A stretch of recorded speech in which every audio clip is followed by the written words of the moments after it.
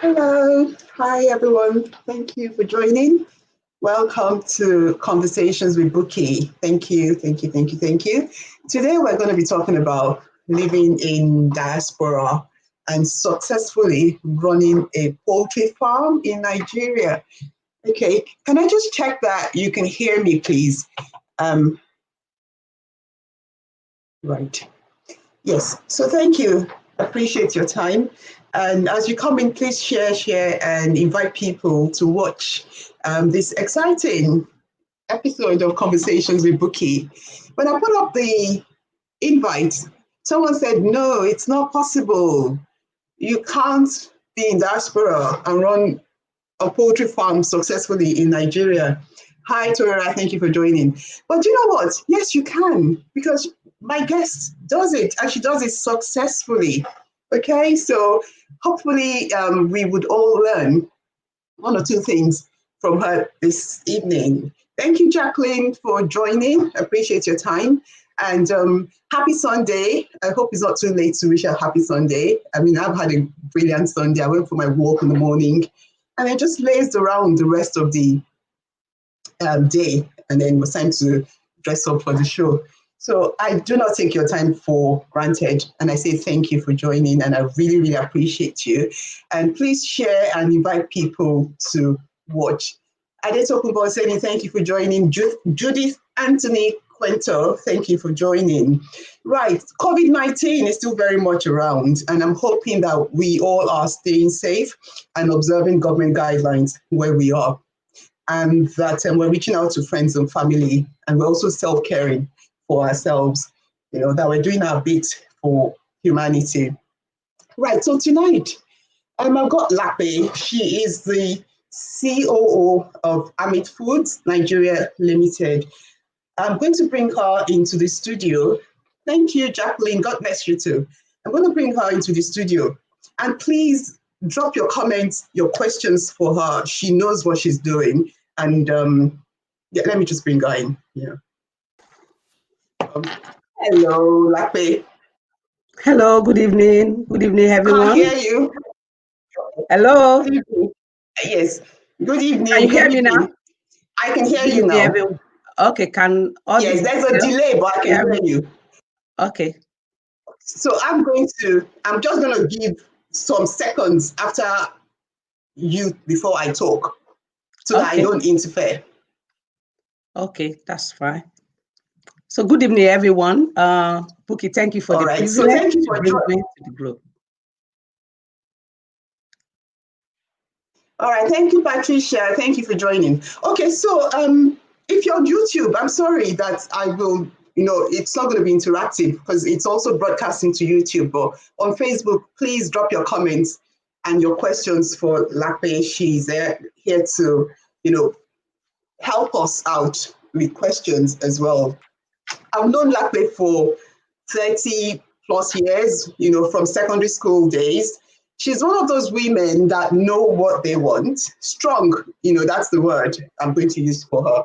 She knows what she wants. She goes for it. She gets it done. And I'm glad that she agreed to come and talk to us this evening. And as you come in, please share. Thank you. Right, Lape, when I put up the invite, someone said, it's impossible that you are in diaspora and you successfully run a business in Nigeria. He didn't even give a chance. As far as he was concerned, he actually said impossible. That's taking it beyond impossible, saying you can't do it.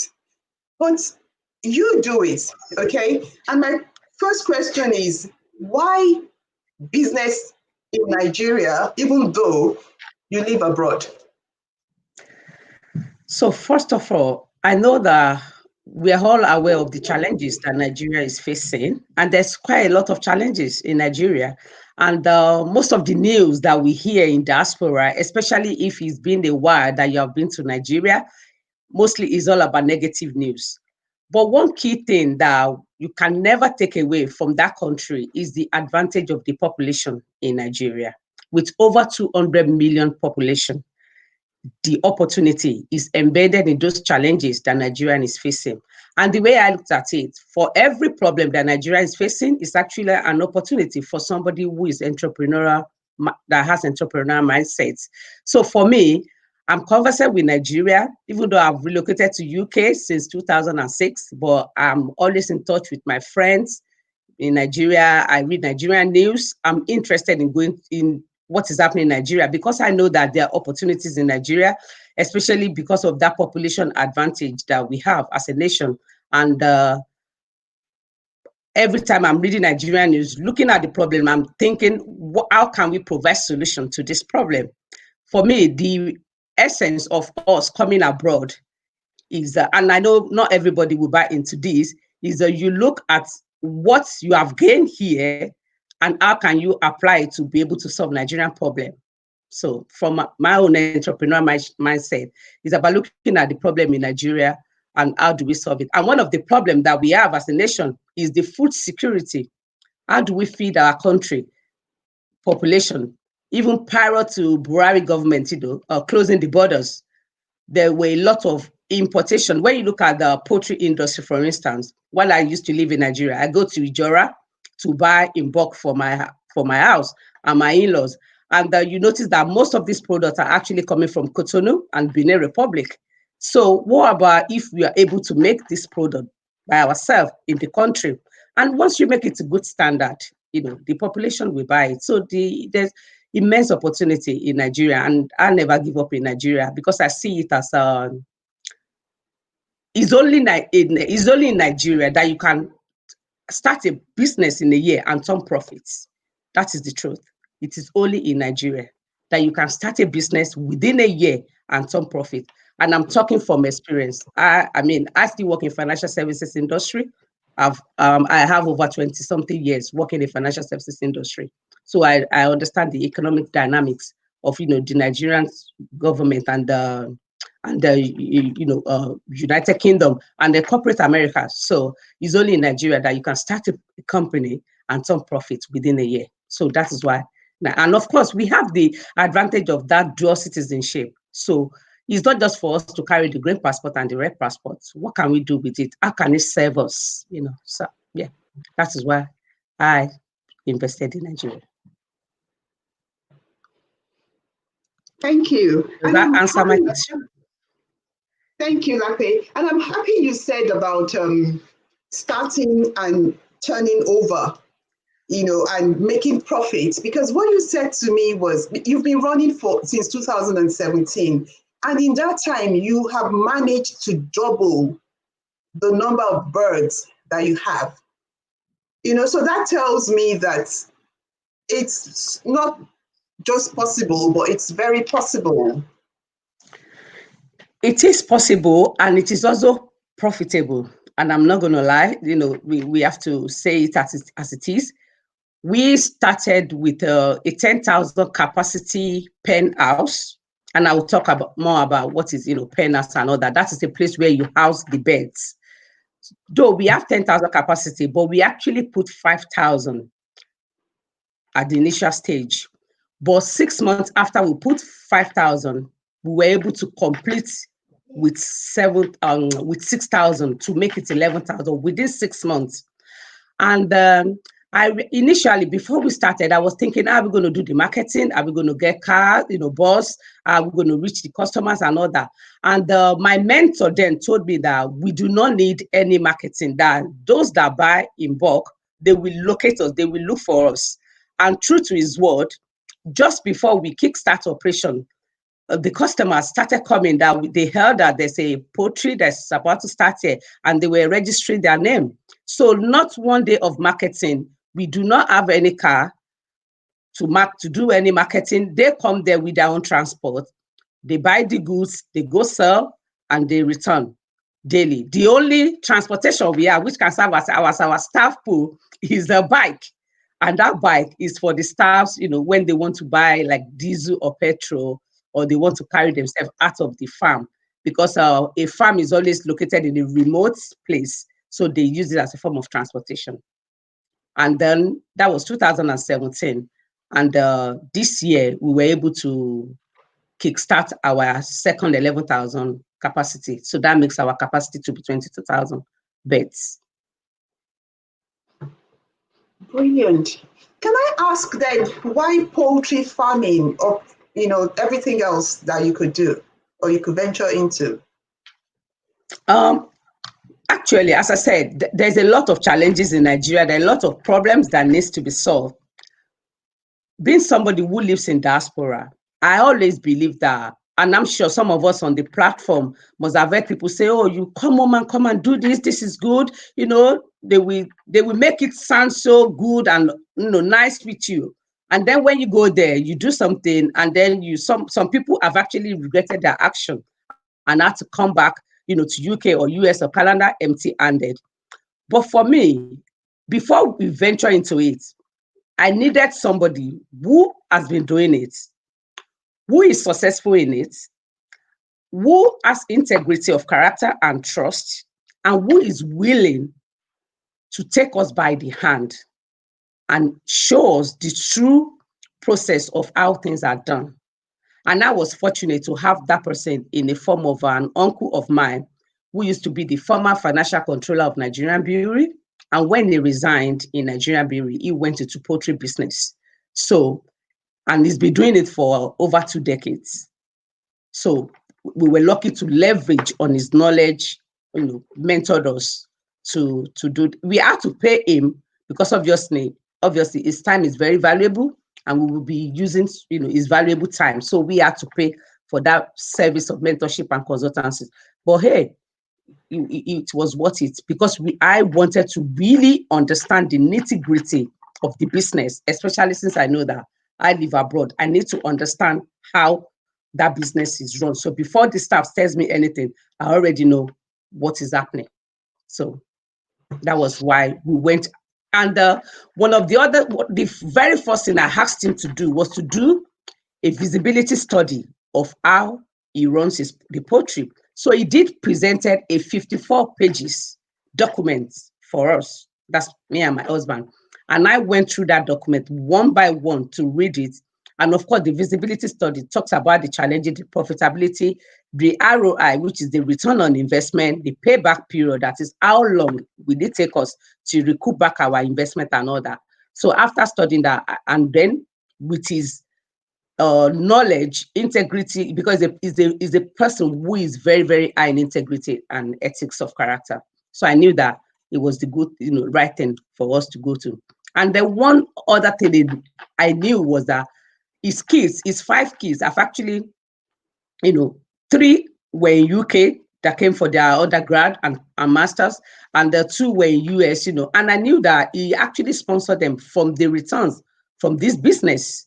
So I knew that what he was telling me was the truth. And as I said, it's somebody I've known, for over, while he was still at Nigerian Brewery then, so yeah, that was why we went into it. I don't believe that you should go into something just hearsay, or you don't have somebody who can really be honest with you to tell you and ready to support, hold you by the hand till you get hang of what you're doing. Yeah, that was why we went into it. Brilliant. Thank you. How easy was it to start? I know it's never easy anywhere or with anything, especially when we're talking about developing nations, Nigeria. I'm talking about even the business registration, sourcing the land, equipment. How much of a challenge? Did you have to go and live in Nigeria for a period, or did let's know how easy it was. So it wasn't easy, but it wasn't a problem that is insurmountable as well. As I said, I grew up in Nigeria. I only relocated. I used to work with Stanbic IBTC in Nigeria. That was where I did my service. That's the National Youth Service Corps. And that was where I was working prior to the time I traveled. So I wasn't a novice to Nigeria, environments. So the first thing we did was to acquire a land. Because if you want to do poultry, there are 2 ways. You can purchase the land yourself, that is, you own the land, or you lease a land. And we felt that it's better we buy a land, because if you lease a land, the owner can decide that, okay, you can see that the profit is doing well and go like, okay, I want to use my own land. And because it's not yours, you have to park. So we decide to buy the land. Again, I didn't know, the farmland or where, but this uncle was actually the one that we gave the assignment to help us, look for a land. And then when he went to do the assignment, he came back that he's seen a 6 acres land, which is about 36 plots.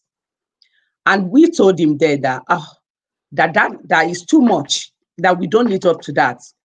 But he advised that it's better we buy the whole land, that because in the future that we need to expand, and if we do not buy the land, then we need to go and rent from the people that buy the land, if they split the land into two. And I was like, oh, we have not even started. You're talking about expansion. But I knew that he was talking from his experience. So he helped us to buy the land. The papers were genuine. He did the recording, the lawyers, everything he sent to us. I wasn't in Nigeria. I didn't go to Nigeria. He bought it for us. We just sent money. In terms of the company registration, I have a lawyer friend that helped us to register the company. She lives in Abuja. So she just sent the document to us. Again, we fill everything in, make a payment, send passport and all that. So the company was registered. And then we needed to open accounts for the business as well. So what we did again, obviously we had personal accounts in Nigeria with GT Bank and Zenith Bank. So being a former banker in Nigeria myself, so I approached the two banks, Zenith and GT, and then we opened the company account after the company was registered.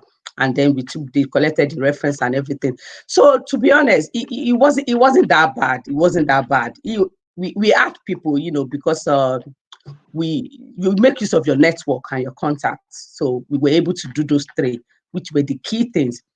But now, in terms of machinery, equipment, and everything, we hired my uncle as a consultant for us, and we had to pay him, and it wasn't a small money.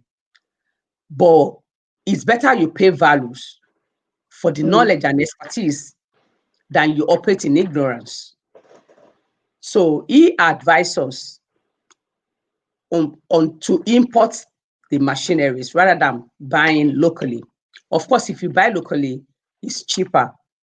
But then in terms of, I don't want to go deep into accounting, in terms of depreciation, it can get spoiled quickly. Local machinery, that is the cages, maybe like 4 or 5 years, you start needing to buy another one. But the imported ones, it could stay like 15 or up to 20 years.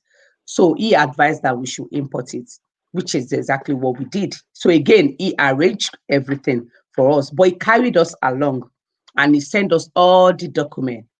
And being a good student, when we wanted to do the second one, I actually did everything.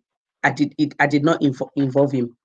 I only told him that we have done this, we have done that, we have done that, learning on what he has already taught us, with the very first penance. So for the second penance, I carried out the whole process myself based on what we have done with the first one. Because, I now know what to do. Yeah. Thank you.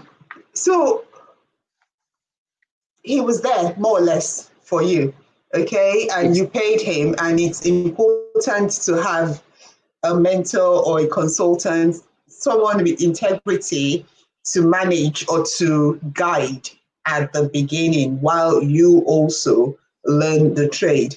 Now, so finance, you can't not start, or you couldn't have done it without finance. So you came up with tell us about finance in the business.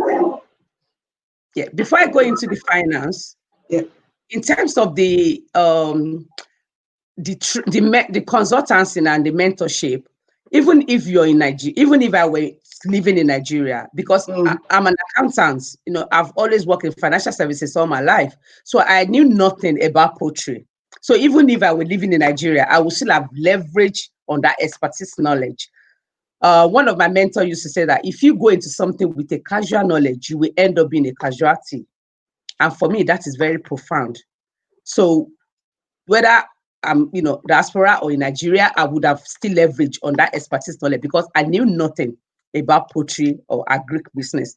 And since I know that we were going to go into it, so I needed to get that expertise knowledge to learn and also know what I'm doing. We did not intend to go into it, with a casual mind so that we don't end up being a casualty. Okay. Now, in terms of finance, there are different ways you could start your poultry. There are some you could start on a small scale, you could start on a medium scale, and you could start on a large scale. Again, this consultant advised us that he asked us of our goal. What are we trying to achieve, with this business that we want to do? And we were looking at something that will be able to replace our expenses, basically. We were not looking for small passive income. We were looking for something that would be worth the while. So he was the one that then advised us that to take advantage of economies of scale. And what does that mean? The bigger it is, the leverage you can reduce your cost of production to be able to maximize your profit. So he then advised us to start with that 11,000 capacity. Mind you, people can start with 500 beds, some even start with 200 beds, some even 100 beds, some 1,000, but we started with 11,000 capacity. Obviously, with 11,000 capacity, that's a very huge capital, very, very capital intensive. But again, I think we were fortunate that we had the finance. So for that first, for the penhouse, we actually used our own capital, our own fund to fund it. We took that risk. So it was self-funded. Even though it was capital intensive, it was a big risk we were taking. But as I said, I haven't read the feasibility study. I haven't seen that over the years, that was what he was doing. And that was what he was using to finance the education of his kids from abroad. And, I as I said, it's somebody I know very, very well, yeah. So we took that risk and we went for it. It was huge capital intensive, but it wasn't loan, it wasn't government funding, it wasn't, it was our own resource that we use. And why did we do that? We did that because, God forbid, if it's gone the other way around, at least nobody will be knocking our door, that to say, they want their money back. Again, we will not be piling up any debts in terms of interest and all that. And then it will give us peace of mind to actually be able to plow back the returns from that investment back into the business when it goes well, which is exactly what we did. So that was how we financed that venture. Thank you. Well, I would just add here that, there are different ways to finance businesses or to finance projects. And like we said, you can start small. I mean, if you can start small. At the same time, there are other ways. You can by all means get a loan if you have access to it. Looking at I don't know, she's an accountant, so she has all that accounting terminology. But at the end of the day, you look at the paperwork that's been presented to you, look at the economies and see that economics of it and see that it's worth taking a loan for. Go into partnership with friends and family that you can actually work together. So, you can, that's a different topic altogether, sourcing your own finance for the project. Okay. Now, there's something you've been talking about, which is mentorship. That is so important in everything, and you make that clear. As I said, anything you want to go into that you do not have the previous knowledge or expertise knowledge into it, it's better to leverage on the expertise of those that have done it. And the way I looked at it is that I'm trying to do what somebody has done and succeed in it. So it's wisdom and wise for me to learn from that person. I mean, if it's about figure now, or or just finance and all that, that is my own area. I'm good in that. I wouldn't need any mentorship because that is what I've done, like almost all my life. But as I said, for the poultry, I had no clue. I had no clue. Dan, I know I eat chicken and I eat eggs, So we needed to leverage on that expertise knowledge to be able to do it well and succeed in it. Okay. So it is very, very key so that we don't end up being a casualty. And again, because I live abroad, so that is it. That even makes it more crucial together. Thank you. I have a question here, which let me just spin this. It's quite similar to what I was going to go into next. Adetokunbo Hussein is asking, how many people work on your farm and where did you get the workers? That's one of his questions. The other one is that, who is managing? He was also asking, who is managing the poultry? So this is all about staffing, okay? And I was going there next, staffing and the challenges. How have you, because at the end of the day, it's about the systems you have put in place. If you haven't, Correct. you can have the best staff and not put the right system in place. It's still not going to work. So you've managed to do that. So to Tokubo's question, presently we have 11 staffs working in the farm. 11 staffs. We have one GM, like the general manager, that does the report. It's just like normal organization. That does the reporting, and then we have 4 staffs in each of the pen house. The way the pen house is done is there are 4 rows. So each staff is responsible for a role. When I mean a role, you look after the birds, you feed the birds, you pick the eggs, you do your counting. You're responsible to make sure they take the water, basically looking after them. So, and then we have a gardener who, cleans the environment, make sure the grasses are not, weeds and all that.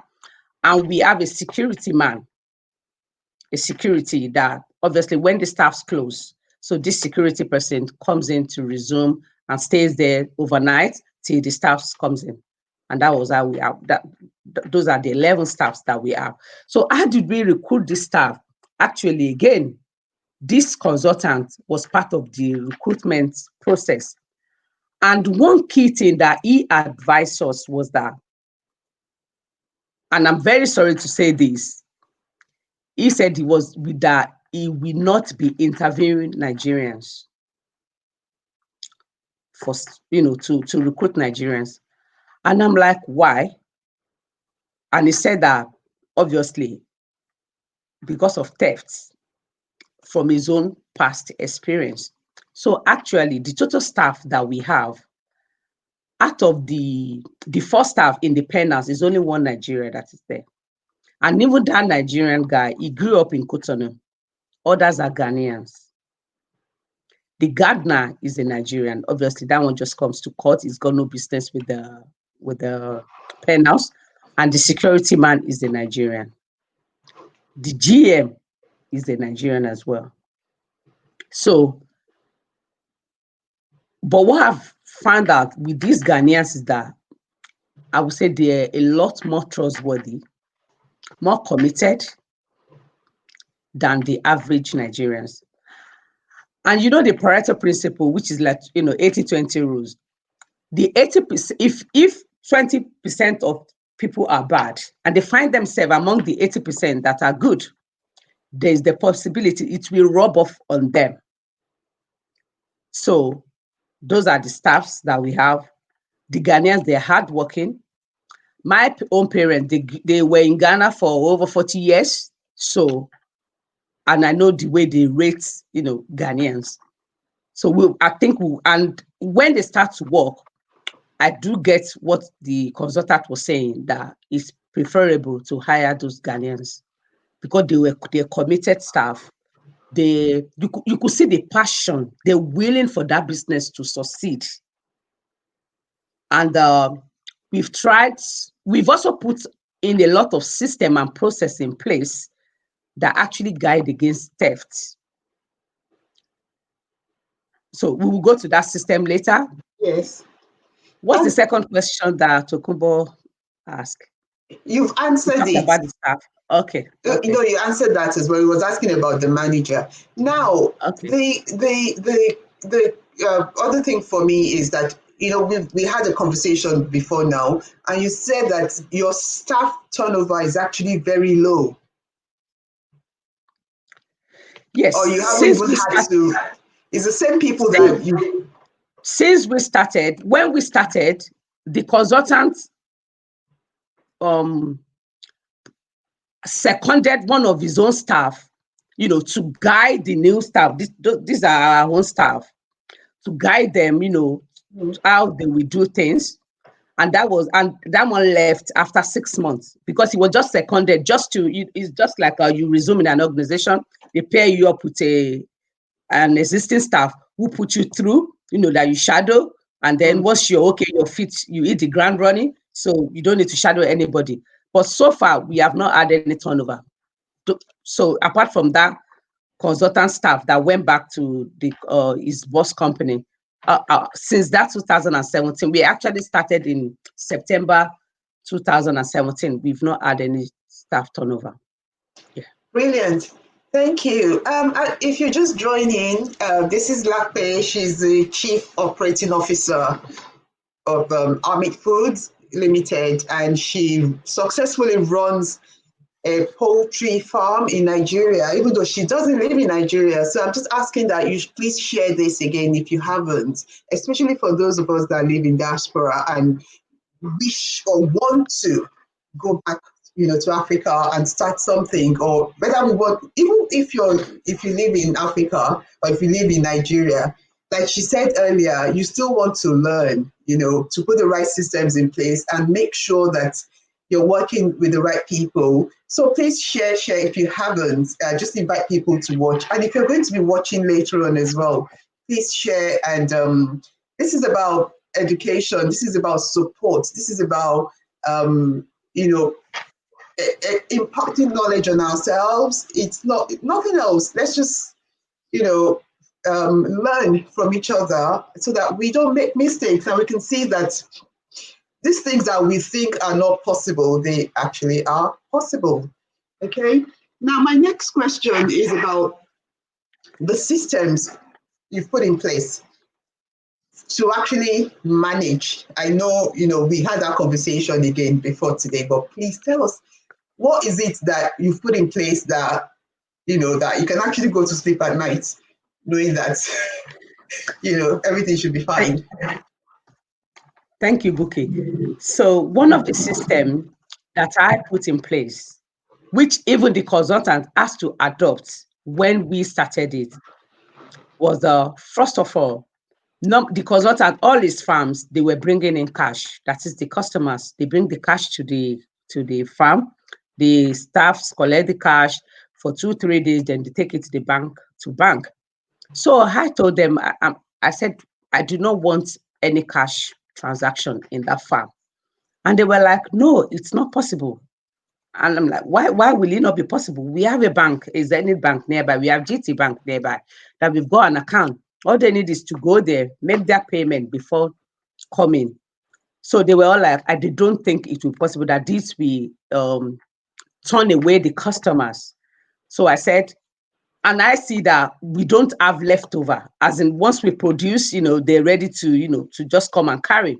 So we have the advantage of higher demand. The demand is more than the supply.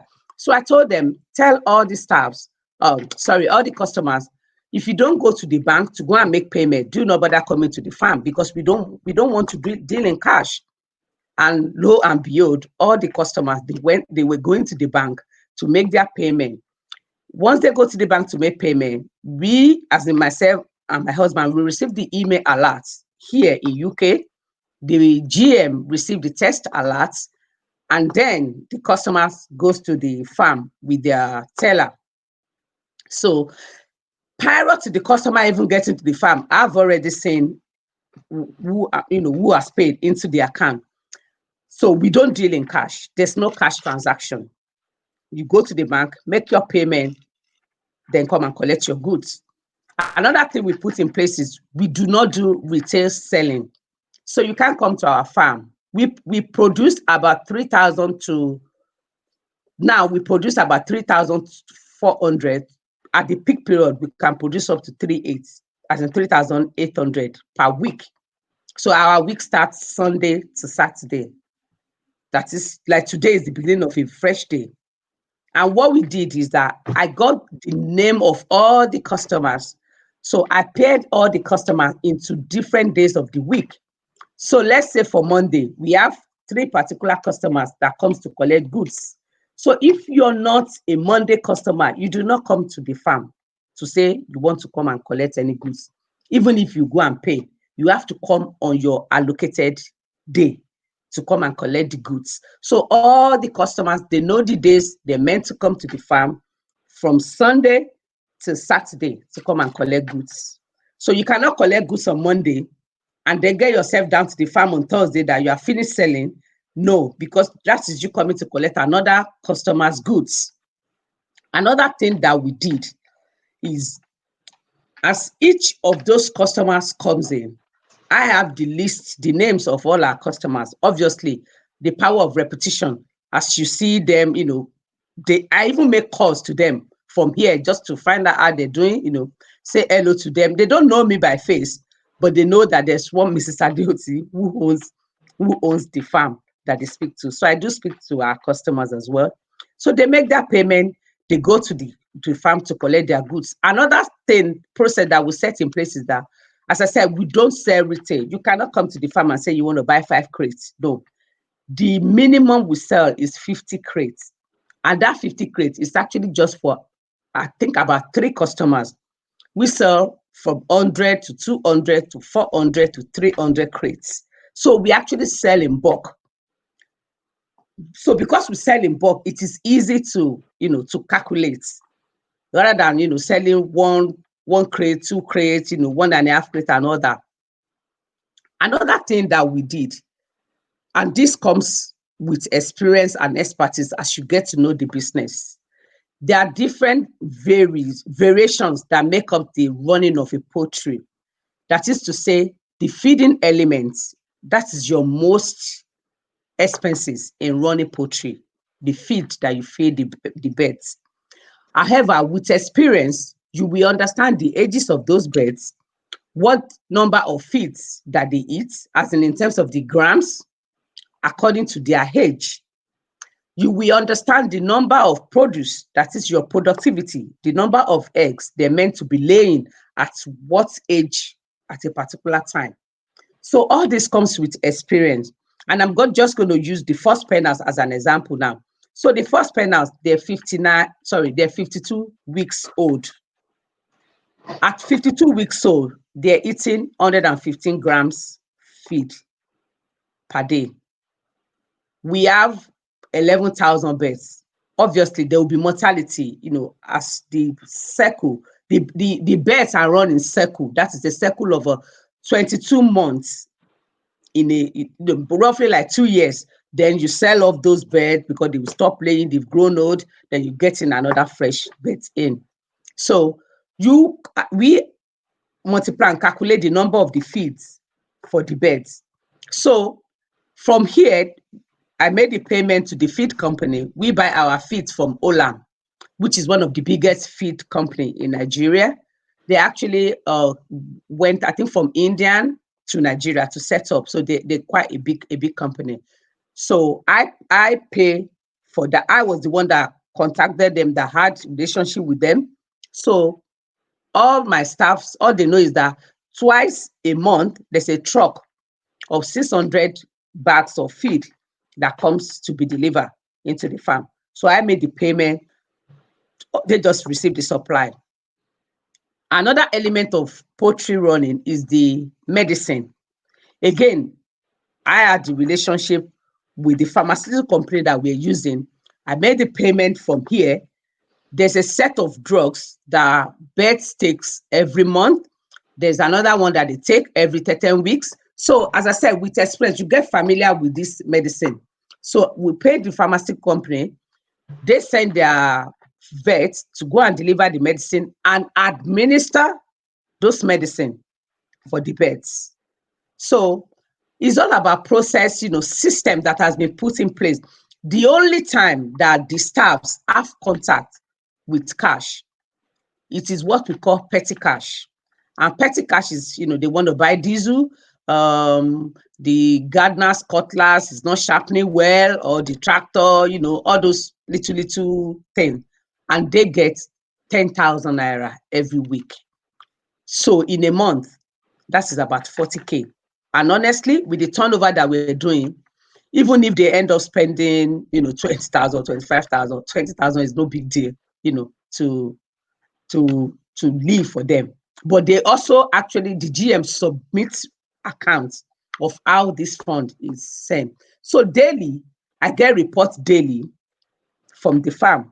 So like today now, for the first pen house, produced 257 crates. And the second pen house produced 310 because of the age difference. The age difference also shows the level of productivity of the birds. So again, as you get yourself familiar with this business, you will know what productivity level that you're producing. So I will say in conclusion, you cannot totally eliminate the risk of maybe loss or something, but you can minimize it to the barest minimum, And one key area that staff still is money, when they deal in cash. With all humility, our turnover last year was over 70M. And this year, I see it will be in excess of over 100M. So you cannot imagine staff having, cash of 4 million, 5 million, 7 million, in a month. That would be too tempting. So that was why we put, and right from the beginning, we put that cash, no cash deals in place. So it's only me and my husband that have access to the account, no other person. So nobody can transfer anything. No, they only receive alert. The GM receive alert. Obviously, we'll be seeing the balance on the account. But hey, so Thank you. and again, sorry, just one more thing. I've come to realize that when you look after your staffs, and I know some might say Nigerian staff, no matter how you look at them, you look after them, this, that. But maybe we have been lucky enough, like all those staffs, they all have Costco products in their home, even though they've not traveled or, but we try to go to Nigeria at least once every quarter. And each time we go, it's just like, these are people, they're helping you with your passive income. Yeah, like family, to be nice to them and do something for them. We also, they have the holiday time, and they are paid holiday, leave allowance for their holiday. As I said, we do not have staff turnover. So for each year that the staff stays in the company, so far, the policy we had in place, so far, you will not sack due to theft or anything. When you actually decide to leave, because the way we looked at it, let's say a staff worked with us for like 10 years, that is all they're doing. They have families. Imagine then they're old enough, to say they're leaving. Why would they leave empty-handed? So what we've done is we open mutual funds with FBN Quest and be putting an amount for each year of service into these funds for the staff. So when they want to leave, provided you're leaving on a good note, not due to theft, but as I said, we have not experienced that, then at least in addition to whatever the company wants to give you, you have something substantial, to take with you. I mean, that is humanity. Thank you. Actually, I'm so totally blown away with everything you've said. Honestly, I mean, now we can all see why it didn't just start. It's running successfully. and it's profitable. And I like the part that you talked about humanity, absolutely important. And the fact that these people have, they've been with you and you're rewarding them, there's no other way around that. We need to stop that mentality of, it's Nigeria, you can do what you want. Obviously, this is paying off for you. Brilliant. And the fact that, you did the cashless system, the birds, the pharmaceutical company comes into, brilliant process. So this is, even if you live in Nigeria, you still need to have a process like this in place for things to run smoothly. That way, thank you so much for that. That was brilliant. Can I say something? Yeah. Actually, when we started the cashless system, that was when the consultant now adopted that in his farms, because he said he does not believe that it's possible to actually, run it on a cashless system. And that's way back, since that's 2017 that was said. So even in all his own farm now, he doesn't do cash. Yeah, you go to the bank, you make the payment, and come and collect your Thank you. goods. Thank you. I just talk about Sadie is asking, which part of Nigeria is your poultry farm? Which state, basically? And did you So, build this? Did you build any sleeping quarters for your staff? So our farm is actually at Owode Idiroko. There's a village in Owode Idiroko called Okerija.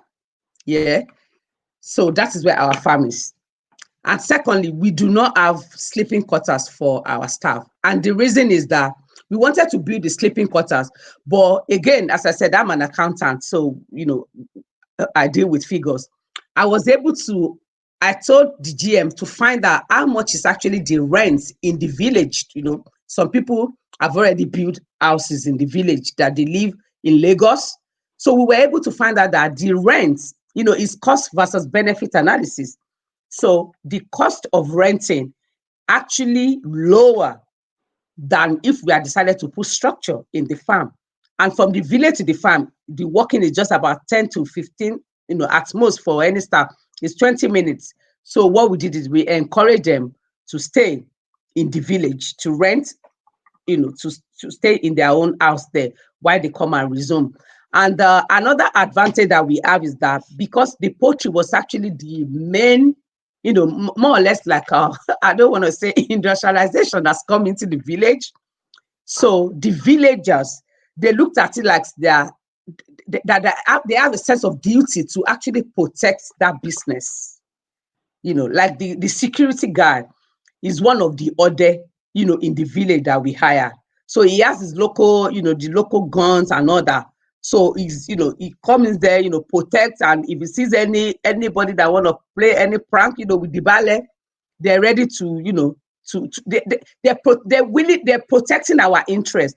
And what another thing that we also do is corporate social responsibility. Like they want to do some their festival or whatever. We can donate like 100,000, just to support them.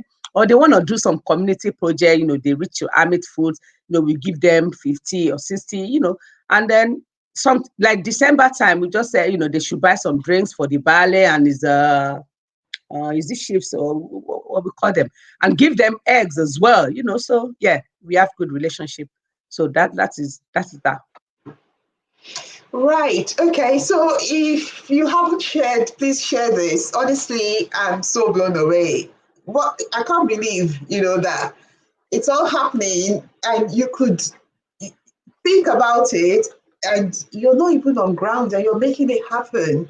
And for someone like me, I wouldn't have even thought about, being a part of that community. And I'm just hoping that people can understand, that it's actually possible.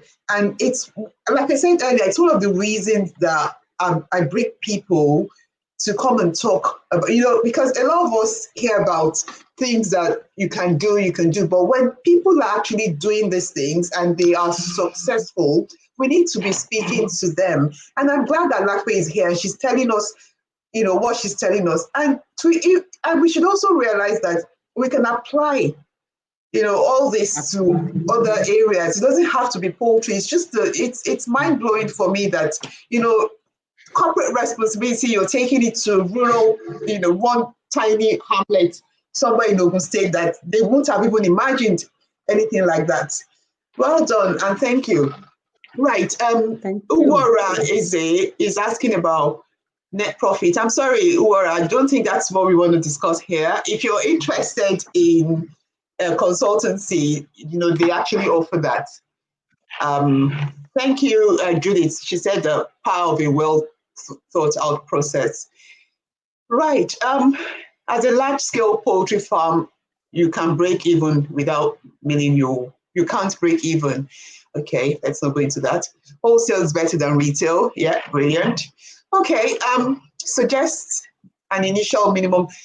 No, sorry, we're not going into that. You can always, speak to Latte or, sign up for consultancy if it's something that, yes, thank you, Judith. Yes, she does offer that.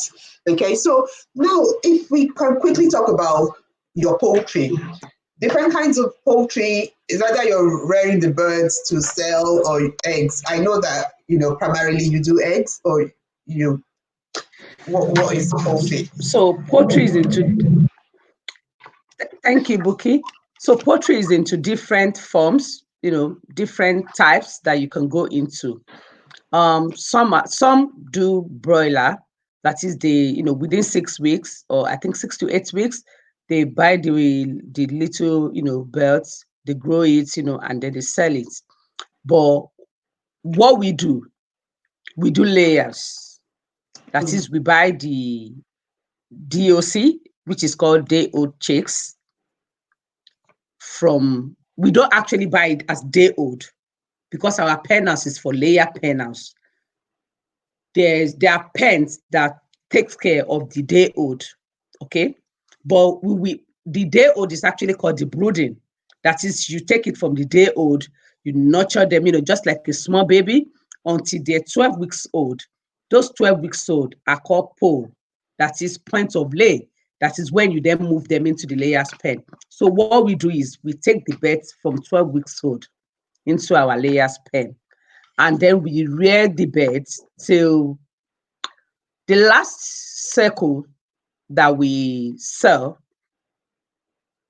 I think they were 94 weeks when we sold them. They were 94 weeks. Though most expertise will tell you by 80 weeks, that should be it.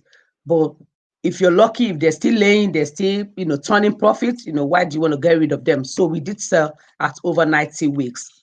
So what we do is that from that 12 weeks to that 90 something weeks, they're laying. No, from 12 weeks up to 20 weeks, you're feeding them. They're not laying, just like, baby, you're feeding them, you're giving them medicine. Then they start laying from 20 weeks. So from the 20 weeks, then they will lay up to that 90 something weeks. But by the time they're getting to some 80, some 85, and some 90, you will see the level of the productivity dropping. That is the number of birds, the number of eggs laying will be dropping. And then once you see that what they're laying, because it's what they're laying that you're selling, that is giving you your sales revenue. Once you start seeing that cannot break even with your feeding and your staff, then it's time to sell off. So you sell all the laying, from that 20 weeks till 90 weeks or 92 or 93 or 95, depends on when you can break even. And then what you do is then those birds, they're called spent birds because they have utilized their useful life. It's like an human being. When you get to 60 or whatever, I know there's exception cases, but you can't give birth again. You're old. So the same thing with the birds. So we have some customer that does buy the spent layers, that is those birds. So they buy them in bulk. Again, we got these customers, they just, they will know where poultry is existing and just reach out. So they buy the birds, as in the spent layers. They pay into the account again before coming to pick. Then what you then do, you clean the place, you fumigate the place, and get yourself prepared to get another set of 12 weeks old. So we did basically in layers, laying the eggs, selling the eggs, then at the end, they become the spent birds, and then we sell off, and then we run another cycle. So, but Thank people you. can do broiler, people can do frozen, people can, all other. Some they just sell feeds. They don't even do birds. They don't even do egg laying. All they do is selling of the feeds, to the farmers. It's actually less costly if you're producing your own feeds. But then again, you have to look at the cost versus benefit analysis. Like now that we have two pen house and with 22,000 beds, so our next project will be feed mill. That is, we have enough, beds for us to be producing our own feed. So that is our next project now, to Brilliant. mail our own feeds ourselves. Yeah. Brilliant. I'm so fascinated. I'm just watching, like, just carry on talking. Well done, Blackbay. I said it earlier. Thank I said I've you. got strong woman. She knows what she's doing. Thank Thank you. you. Right. I know that you've still got your 9 to 5 job, okay, in Correct. addition to running the farm from God knows how many thousand miles away. What advice do you have for anyone starting out, please, or anyone that is interested in this? Thank you, Buki. As Buki said, I still do my 9 to 5, but I've always been a student of personal development. As in, I believe that 9 to 5 should not be something permanent. We should not view it as a permanent thing that we do, to the end of our life. Not really the end, as into retirement. And that is my own school of thought. I believe that our job is different from our call as a person, as an individual. And most of us, even though I've enjoyed my banking career, I'm still enjoying, not too much enjoying it though now, but at least I've been fortunate to work in the financial services in Nigeria and also work in financial services here. And as rewarded us, rewarded me well. Thank God for that. But however, I know that you cannot leave your future finance into the hand of 9 to 5, not even to the governments, because they will not plan much for you. Society will not demand of you to be financially free. Society will not demand of you to look after your health, to have that freedom. It's your own responsibility. And you can only look at yourself and take that responsibility for yourself. And for me, I looked at the hustling and bustling of, on the train to Canary Wharf, or when I'm in the city, day in, day out. And I know this is not the way I want. I don't want to be on the train at 60. I don't even want to be on the train at 50 something. I don't want to be on the train doing that. I want to work because I want to, not because I have to. And I realized that in the diaspora, and I'm sure this is applicable in Nigeria as well, but a lot of people in Nigeria, you will see that a normal Nigerian doing 9 to 5, they will always have something by the side they're doing. There's always that side gigs. At least I could say that for all my friends. They have something by the side that is generating something for them, even while we were in Nigeria. But you realize that you come, and I'm going to use UK as an example. You come to UK, hardly do you have any side gigs. And I know the real estate is there, which I do as well. Thank God for that. But what I mean is that, real estate can also provide you, of course, the consistent cash flow. But not everybody can actually get onto that real estate. And the reason why I say not everybody, not that you cannot, not that it's impossible, because I've done it, but it can be challenging for people. Because and one other thing I did when I came into this country, I studied the system of this country. And I realized that this system is designed to take it all from you. It is the way it is designed. It's designed to take it all, living from paycheck to paycheck, one bill or the other. Then you have to be able to apply wisdom. You have to be wise. And the first thing you need to do is to look at yourself, what is possible for you? And believe that things can change. Because if you're not tired of the old, the new will not come in. And one of my mentors says that when the student is ready, the teachers will show up. So when I started having this thought process, is this the way? Fine, we're living in our house, we pay the mortgage, you go to work, you have little, but is this the way it's going to carry on? In fact, at a stage, I had to leave a permanent job in Canary Wharf with one of the investment bank and went into contracting because I looked at the permanent job. I was there for about 9 years and I'm thinking, okay, how much have I been able to put aside? And I'm like, is it better to just risk it all? And I know contracts, you go into contracts, it's 6-month contract, most in financial services is 6-month contract. You can be told to go, after a month. But I was willing to risk it all because I was not prepared for 50 to meet me and still not have financial freedom. So I went into the contract role, but not just any contract. I studied, I went to, I actually did my master's there as well. I did a lot of professional exams and other, experience, and then just went for it, went for a job that was, ordinarily. In fact, when they gave me the offer, I couldn't sleep because I couldn't believe it. Then I was scared that how am I going to do myself? But I'm thinking, why not? If God is made it possible, He's going to make a way. So what am I saying in essence? Let's begin to challenge our mindset. Let's not fall trap to the system of taking it all. Don't let us begin with I don't have the money. I know you need money to do something. And sometimes depends on the level that you start. But first of all, believe that things are possible for you. So for me now, I still work in Canary Wharf. I work with, okay, I don't want to mention my investment bank. I work in Canary Wharf, and obviously we'll be working from home. When I finish my job, normally I finish about 6 p.m. while we're working from home. Then I start my financial freedom job, the farm, and then I do other consulting and other things from 9 o'clock. Oh, sorry, from after 7 o'clock. Then I start that, to look at the report and all that. Because I get daily report from the farm, I get weekly report, I get monthly reports as well.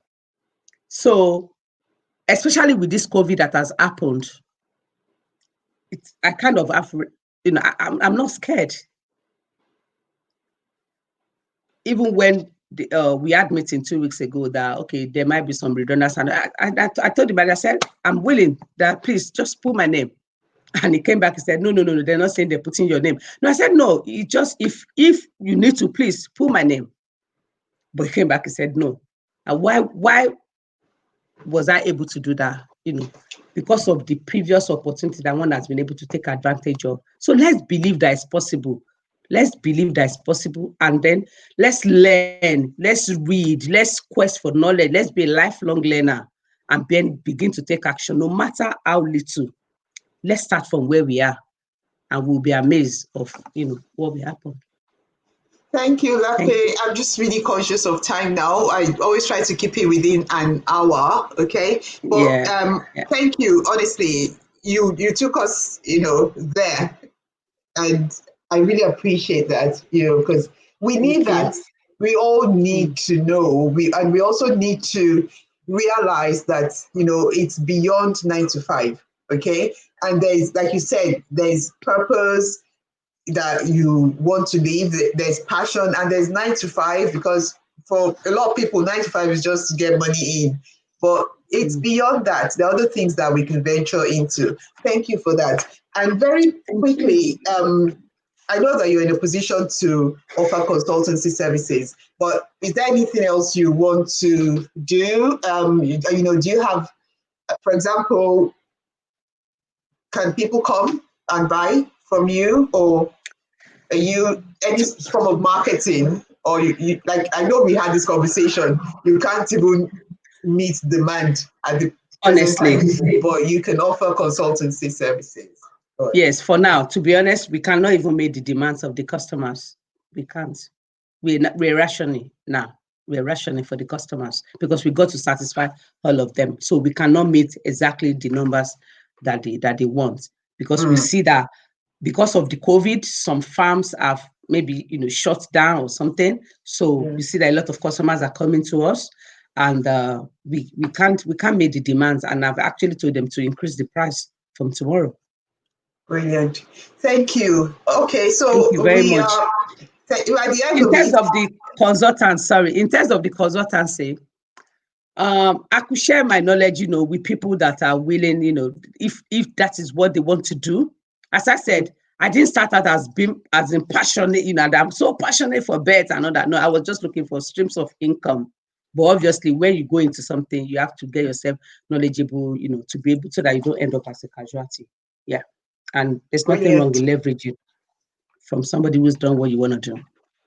Thank you. Okay, so if you haven't shared, please share. And if you're going to watch later, please share. Honestly, mind-blowing for me. Brilliant. Thank you so much, Lape. And, thank you. I really, really appreciate your coming on. And you know what? You're going to be back to talk about finance and all that, investment and everything, because I know you. I know what you're into. I told you earlier that I've got this strong lady in the house, and honestly, she hasn't disappointed. Thank you so much. Appreciate you. Good luck with the farm. Good luck with everything, Lape. And hopefully I'll have you back really, really soon. Thank you. So I'm going to take you off the... Yeah, and before you go, so I was going to say that if anybody, wants to make contacts with them, Lape, just let me know, contact me, and I would put you in contact with her. All right. Thank you so much. Appreciate, and have a wonderful evening. Enjoy the rest of your evening. Thank you. And have a lovely Thank you very much. Thank you. Appreciate you. Thank you. Right. So guys, thank you so much for joining me again.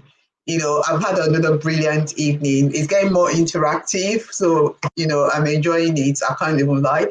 And I was fortunate to have a fantastic lady today in the house. And I'm sure we all learned. I learned a lot, honestly, because I wasn't even expecting some of the things that she spoke about. So please share if you haven't shared. And thank you all. How do you reach Lape Adetokunbo Seni? Please contact me and I will just give you her number. I'll link you up with her, not a problem at all. Yes, please, Judith, make contact with me via Facebook, and I would... Okay, can I share it here? Yeah, let me see if I can. Yeah, why not? Bear with me. Okay, if you have a pen, let me... At the same time, I can put it on the screen. So it's a UK number. That's +44 7887 244. Okay, I can do it this way. So it's +44 7887 244035. There you go. There you go. Anyone that wants her number, I've just put it in the comment section there. So, okay, people, I do not take your time for granted. Thank you so much for joining me. I'll be back next Sunday. And if you're on YouTube, I'll go and check if there's any comment and I'll respond to it. And I'll see you again next Sunday. It's Father's Day next Sunday, so I think we're going to be talking to our dads on that day. And, alternate between such conversations and business the following week. And this platform is about empowering us, basically. It's not so much entertainment. We need to learn from ourselves. And I want to bring real life people to come and talk to us. All right. So thank you for joining me. Enjoy the rest of your evening. Oh, brilliant, Adetokunbo. Thank you. Appreciate that. Thank you, Judy. Thank you. Please share, like, follow. You would hear, you will see notification when I come on. And have a wonderful week. Thank you very much, Adetokunbo. Thank you, Torira. Thank you, Judy. Thank you, Jacqueline, Patricia. Well, thank you, everyone. Appreciate you all. Have a brilliant evening. Bye for now.